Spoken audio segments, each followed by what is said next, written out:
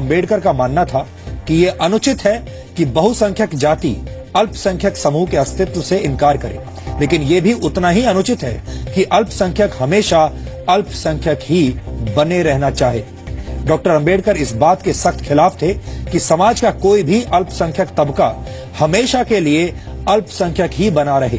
इसलिए डॉक्टर अंबेडकर ने संविधान सभा में यह प्रस्ताव रखा था कि अनुसूचित जातियों और अनुसूचित जनजातियों को शिक्षण संस्थाओं और नौकरियों में सिर्फ 30 या 40 वर्ष तक ही आरक्षण दिया जाए। इसके साथ ही ये प्रावधान भी हो कि इस अवधि को किसी भी सूरत में बढ़ाया नहीं जाए। डॉक्टर अंबेडकर का विचार था कि अपना विकास करने के बाद उस विशेष समुदाय को बाकी समाज में घुल मिल जाना चाहिए और अपना विशेष दर्जा छोड़ देना चाहिए। हालांकि संविधान सभा ने उनकी बात न मानकर आरक्षण के लिए केवल 10 वर्ष की अवधि तय की थी और इसके साथ ही ये प्रावधान भी जोड़ दिया था कि जरूरत समझे जाने पर इस अवधि को बढ़ाया जा सकता है और इसका नतीजा आप सभी जानते हैं। आज संविधान लागू हुए 66 वर्ष होने के बाद भी आरक्षण व्यवस्था आज भी वैसे की वैसे ही लागू है। डॉक्टर अंबेडकर जाति पर आधारित आरक्षण को जाति व्यवस्था खत्म करने के लिए इस्तेमाल करना चाहते थे, उसे मजबूत करने के लिए नहीं। लेकिन स्वतंत्रता के बाद का इतिहास बताता है कि पिछले 66 वर्षों में जाति व्यवस्था टूटने की बजाय और ज्यादा मजबूत ही हुई है। डॉक्टर भीमराव अंबेडकर का नाम लेकर आरक्षण की राजनीति करने वाले लोग देश को अंधेरे में रखते हैं, क्योंकि वो डॉक्टर भीमराव अंबेडकर की बातों को पूरी तरह से ना तो आपको बताते हैं और ना ही उनका पालन करते हैं। असल में डॉक्टर अंबेडकर ने क्या कहा था वो हमने आज आपको बताया है और इस देश में बहुत कम लोग हैं जो असल में ये बात जानते हैं कि डॉक्टर अंबेडकर आरक्षण को लेकर असल में क्या चाहते थे। जिस आरक्षण व्यवस्था की शुरुआत पिछड़े समाज की तरक्की की भावना से की गई थी, उसे अब अधिकार समझा जाने लगा है। देश में आरक्षण के असर को महसूस करने के लिए आपको आज ये पता होना चाहिए कि सरकारी नौकरियों और शिक्षा संस्थाओं में पिछड़ी जातियों को 15%, पिछड़ी जनजातियों को 7.5% और अन्य पिछड़ा वर्ग यानी ओबीसीज को 27% के आरक्षण की सुविधा प्राप्त है। यहाँ आपको बता दें कि जिस ओबीसी परिवार की सालाना आय 6 लाख रुपए या उससे ज्यादा होती है, उन्हें आरक्षण व्यवस्था का कोई लाभ नहीं मिलता और उन्हें क्रीमी लेयर माना जाता है।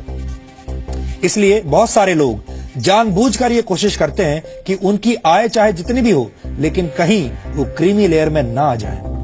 कुल मिलाकर देश की शिक्षण संस्थाओं और सरकारी नौकरियों में 49.5% आरक्षण है। अब आपको ये भी समझना चाहिए कि आरक्षण व्यवस्था का हमारे देश में, हमारे समाज पर कितना असर हुआ है।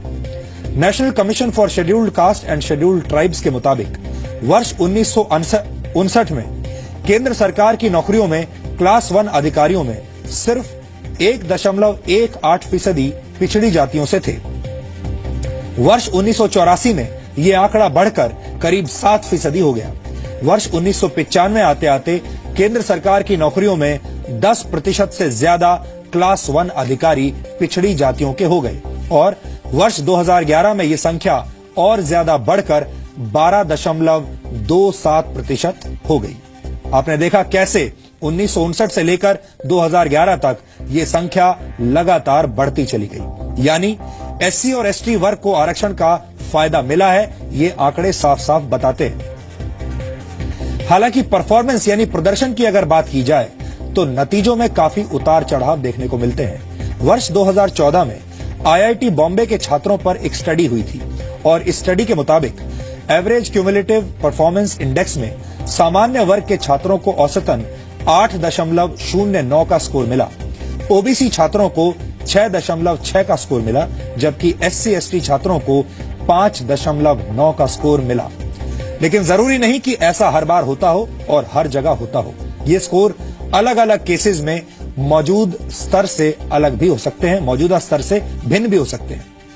दूसरा उदाहरण है वर्ल्ड डेवलपमेंट जर्नल स्टडी, जिसकी रिपोर्ट 2015 में आई थी। इसमें पब्लिक सेक्टर में प्रोडक्टिविटी पर रिजर्वेशन के असर को समझने की कोशिश की गई थी और इस स्टडी में यह पाया गया कि आरक्षण से उत्पादकता पर कोई बुरा असर देखने को नहीं मिलता।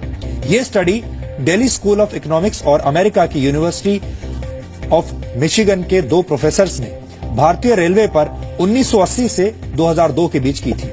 यानी कुछ स्टडीज अच्छे परफॉर्मेंस की बात करती हैं और कुछ बुरे प्रदर्शन की बात कहती हैं। इस पर और ज्यादा रिसर्च किए जाने की जरूरत है। लेकिन एक बात साफ है कि जाति और धर्म की बजाय आरक्षण का आधार आर्थिक स्थिति होना चाहिए। सवाल यह है कि उच्च वर्ग के गरीब व्यक्ति को आरक्षण की ज्यादा जरूरत है या आर्थिक रूप से संपन्न पिछड़ी जातियों को। ये हमें सोचना होगा।